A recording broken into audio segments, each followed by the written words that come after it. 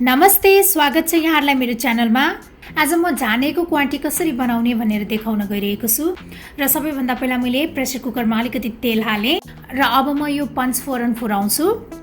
त्यसपछि अब यो अलिकति प्याज पनि फुराउने। प्याजलाई एकैछिन भुटिसकेपछि अब म अलिकति बेसार हाल्छु, अलिकति जिरा धनिया पाउडर पनि हाल्ने र अब म यो चप टमेटो हाल्छु। त्यसपछि अब यो क्वान्टी हाल्ने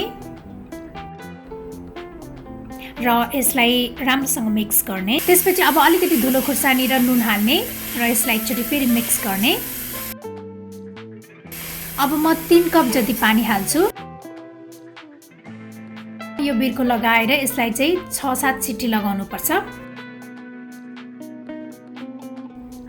अब हाम्रो यो क्वान्टी राम्रोसँग पाकिसकेको छ। अब म यसलाई कसरी झान्ने भनेर देखाउन गइरहेको छु। फेरि मैले एउटा प्यान लिएको छु र म यसमा अब अलिकति तोरीको तेल हाल्छु। तोरीको तेलमा झान्दा चाहिँ यो एकदमै स्वादिलो बन्छ।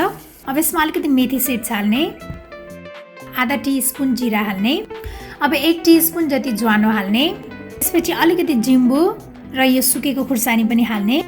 अब म अलिकति प्याज पनि हाल्छु।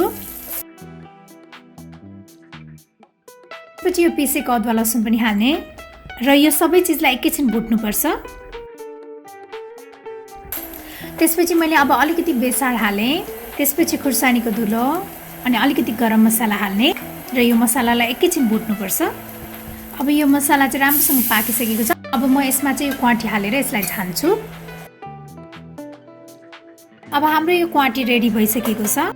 अब यसमा अलिकति हरियो धनिया हाल्ने। अब यो क्वान्टी चाहिँ सर्भ गर्नको लागि रेडी भइसकेको छ। मलाई आशा छ यहाँहरूलाई यो क्वान्टी बनाउने रेसिपी मन पर्यो होला र मेरो अरू यस्तै रेसिपीहरूको लागि मेरो च्यानललाई सब्स्क्राइब गर्न नभुल्नुहोला र मेरो भिडियोलाई लाइक, शेयर र कमेन्ट पनि गरिदिनुहोला। Thank you for watching. Bye by.